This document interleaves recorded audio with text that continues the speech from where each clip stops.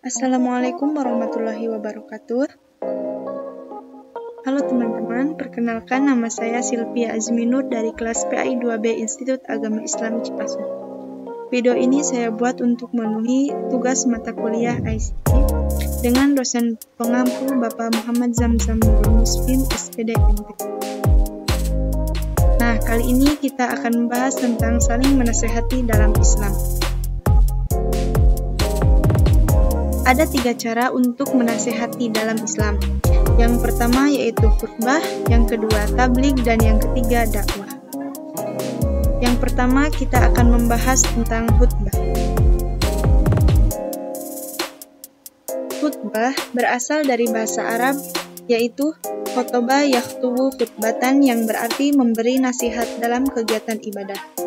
Yang kedua, menurut istilah, khutbah adalah kegiatan ceramah kepada sejumlah umat Islam dengan syarat dan rukun tertentu yang berkaitan langsung dengan keabsahan atau sunat. Adapun macam-macam khutbah seperti khutbah Jumat, khutbah Idul Fitri, khutbah Idul Adha, istisqa, dan nikah. Bacaannya diawali dengan hamdalah, syahadatain, sholawat, wasiat taqwa, dan doa.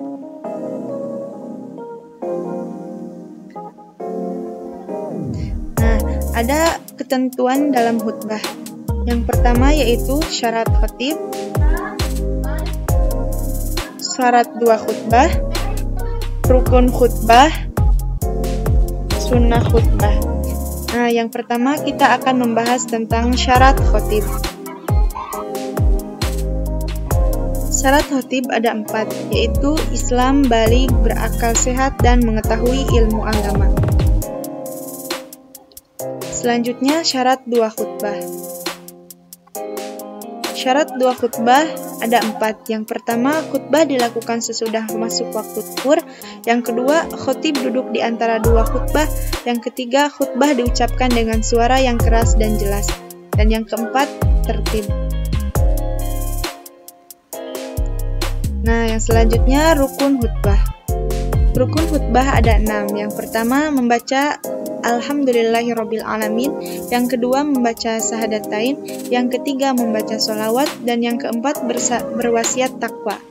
Yang kelima membaca ayat Al-Quran pada salah satu khutbah, dan yang terakhir berdoa pada khutbah kedua.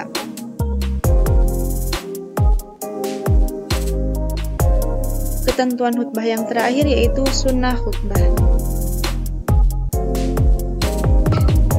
Di dalam sunnah khutbah, yang pertama, khatib berdiri ketika khutbah, yang kedua diawali dengan salam, dan yang ketiga, khutbah harus jelas, mudah dipahami, dan tidak terlalu panjang.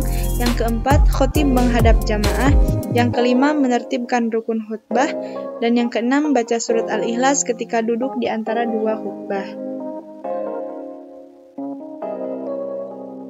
Pada prinsipnya, tata cara khutbah bagi sholat Jumat dan sholat Idul Fitri atau Adha ini sama, hanya saja waktu pelaksanaannya yang berbeda.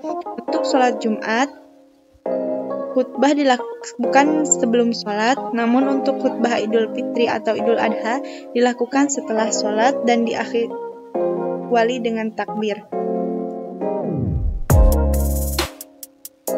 Ada beberapa hal yang harus diperhatikan ketika khutbah berlangsung. Yang pertama, diam dan memperhatikan khutbah. Yang kedua, khatib menghadap jamaah dan memulai dengan salam. Yang ketiga, memendekkan khutbah dan memanjangkan salam. Nah, yang kedua kita akan membahas mengenai tabligh. Menurut bahasa, tabligh berasal dari kata balagha yablughu tablighan, yang artinya menyampaikan. Menurut istilah, kegiatan yang menyampaikan pesan Allah Subhanahu wa Ta'ala. Nah, orang yang menyampaikan tabligh disebut mubaligh. Ketentuan tabligh yang pertama, Islam, baligh, berakal, mendalami ajaran Islam.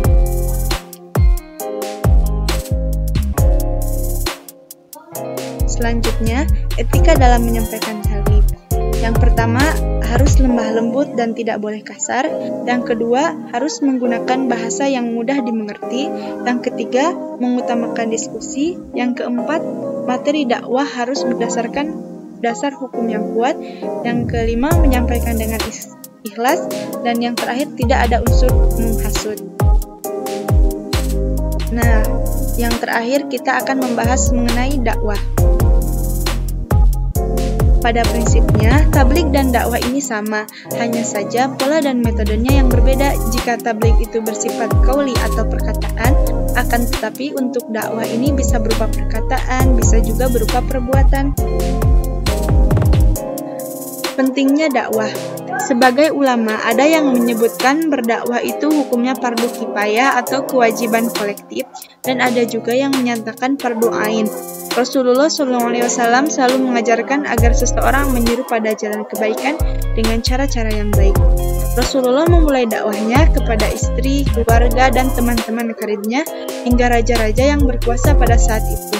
Di antara raja yang pernah didakwahi oleh Rasul langsung, yaitu Kaisar Heraklius dari Bizantium, Muqawqis dari Mesir, Kisra dari Persia, dan Raja Najasyi dari Habasyah. Dalil yang menjelaskan mengenai tabligh yaitu A'udzubillahi minasyaitonirrajim. Bismillahirrahmanirrahim.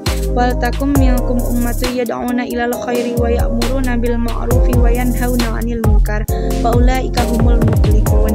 Dan hendaklah di antara kamu ada segolongan orang yang menyeru kepada kebajikan, menyuruh berbuat yang ma'ruf dan mencegah dari yang munkar, dan mereka itulah orang-orang yang beruntung.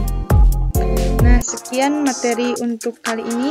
Semoga bermanfaat untuk kita semua. Terima kasih atas perhatiannya. Kurang lebihnya mohon maaf. Wassalamualaikum warahmatullahi wabarakatuh.